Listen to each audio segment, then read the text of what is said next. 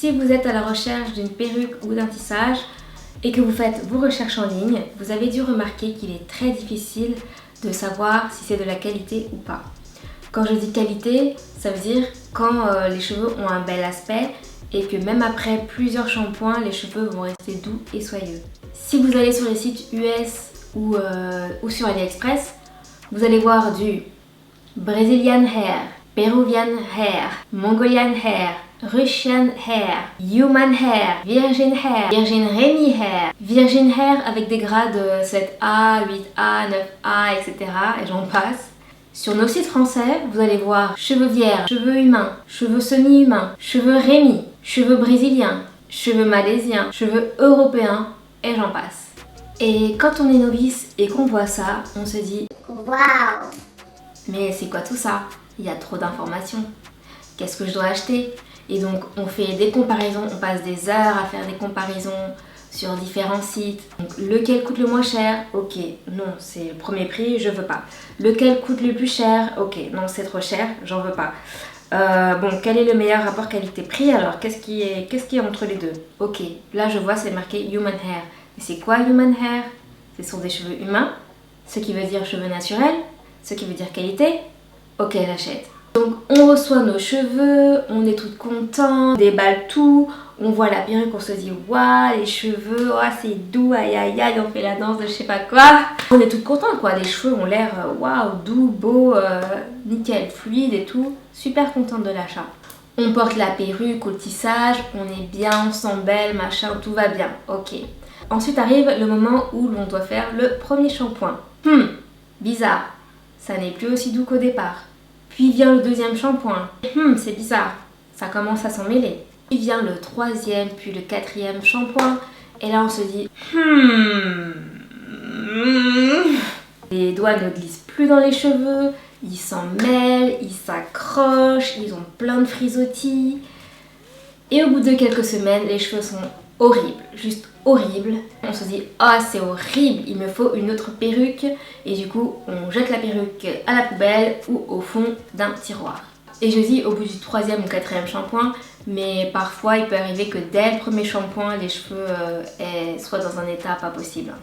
Donc voilà, ça dépend vraiment des usines de fabrication. Donc maintenant, est-ce que vous voulez savoir quelle est la différence entre des cheveux humains et des cheveux vierges? Dites-moi en commentaire. Dites-moi oui en commentaire. J'attends. J'attends. Je dis non, descends! Entre temps, mon chien a vomi sur le canapé. Voilà, donc j'ai été interrompue. Alors, vous avez répondu oui en commentaire, j'espère. On va continuer. Ok, qu'est-ce que c'est que des cheveux humains? Il y a deux types de cheveux humains. Il y a la haute qualité et il y a la basse qualité. Quand je dis haute qualité, ça veut dire que les cheveux sont collectés et ramassés, qui proviennent donc majoritairement du sol ou de brosses à cheveux. Et quand je parle de brosse à cheveux, je parle de ça. Et j'espère que j'aurai trouvé une photo qui pourra vous montrer un peu de quoi je veux parler. Donc c'est pas la brosse à cheveux. Vous savez, dans les usines de fabrication, dans leurs ateliers, il y a toujours des chutes de cheveux. Quand ils fabriquent les longues bandes de tissage, quand ils fabriquent des perruques, quand ils nettoient les cheveux, quand ils brossent les cheveux, donc d'où je vous parlais de la brosse, il y a toujours des chutes en fait au sol, donc ce sont ces cheveux là qui vont être ramassés et collectés. Et le problème c'est que comme les cheveux auront été ramassés un peu partout, les cuticules des cheveux vont être dans tous les sens, ce qui pose un problème. Vous savez, sur des cheveux naturels, sur votre tête, vos cuticules, enfin vos cheveux sont tous dans le même sens.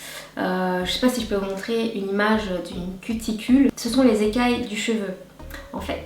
Et donc, normalement, ils doivent être tous dans le même sens pour que les cheveux soient doux.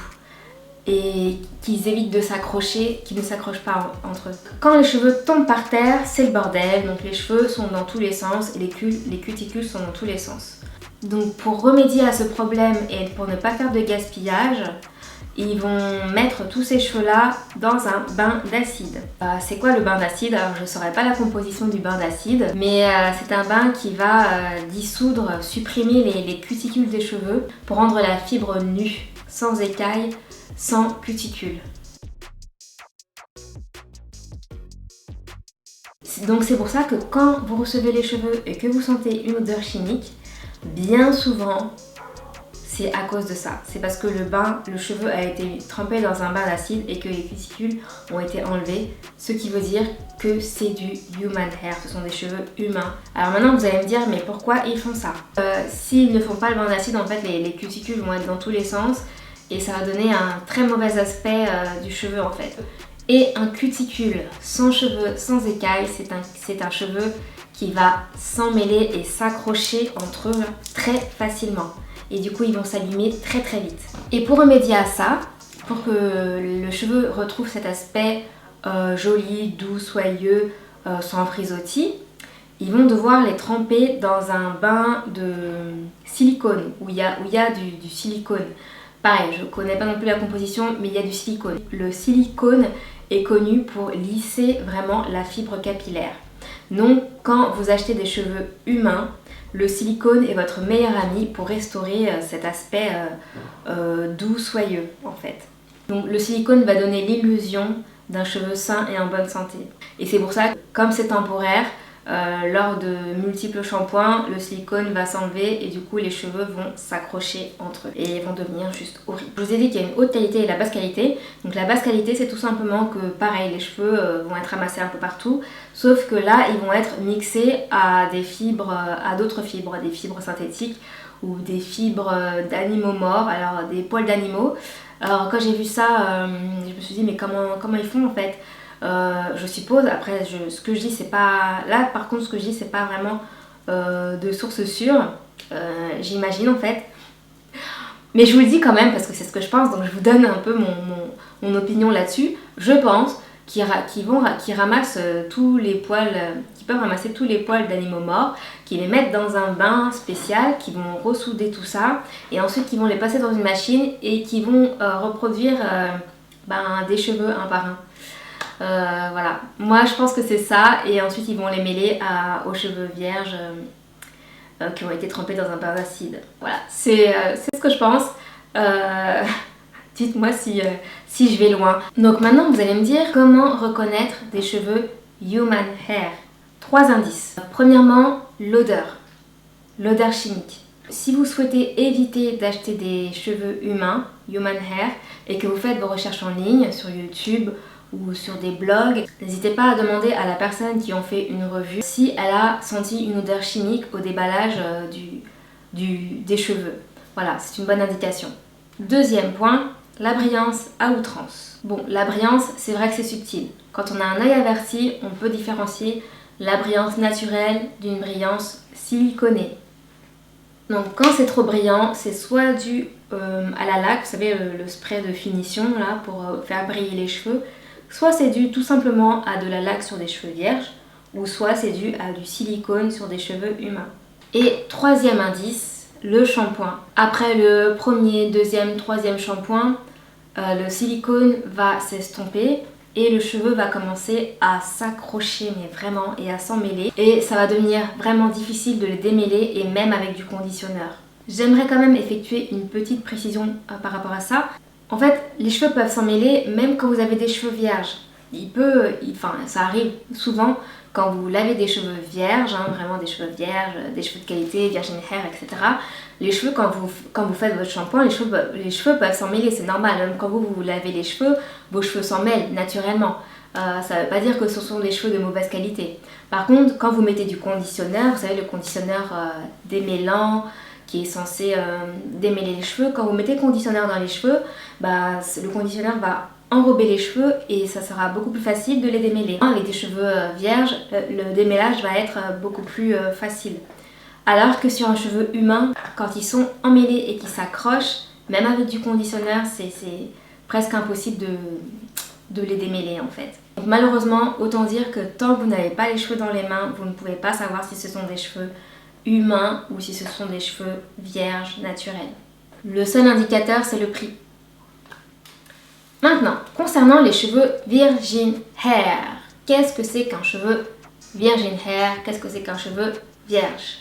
Il y a 2 types de cheveux vierges. Écoutez bien, il y a 2 types de cheveux vierges. Donc, premièrement, il y a le cheveu vierge dit cheveux Rémi, cheveux naturels. En anglais, ça sera virgin hair, virgin processed hair et virgin Rémi hair. Et il y a le deuxième type de cheveux qui est le raw hair, qui s'appelle aussi le virgin unprocessed hair. Et le raw hair, pratiquement personne ne connaît cela en France. Donc, qu'est-ce que le virgin hair, la première catégorie? Ce sont des cheveux vierges qui ont été récoltés auprès de plusieurs donneurs. On va prendre ça. En fait, dans un cheveu virgin hair, donc il y a plusieurs donneurs. Il peut y avoir un donneur qui a des cheveux de très bonne qualité, plus un donneur qui a des cheveux de moins bonne qualité. Et quand je dis moins bonne qualité, ce sont des cheveux qui auront déjà été colorés ou décolorés. Donc il peut y avoir les deux. Je prends un exemple. On a Marjolaine qui prend soin de ses cheveux, qui n'a jamais fait de coloration. On va lui couper donc ses cheveux. On va prendre une partie, on les met de côté. On a dans le côté Lucie. Lucie a déjà fait de la coloration, donc les cheveux seront de moins bonne qualité que Marjolaine. Mais c'est pas grave, visuellement ça passe, les cheveux correspondent, donc on va les mélanger entre eux. Plus, on va mettre une troisième donneuse, Pauline, qui est un peu plus âgée et dont les cheveux ont du vécu. On va prendre ses cheveux à elle et on va hop les mélanger. On va les vendre en tant que virgin hair. Ça reste des cheveux vierges. Et pour finir, qu'est-ce que le raw hair?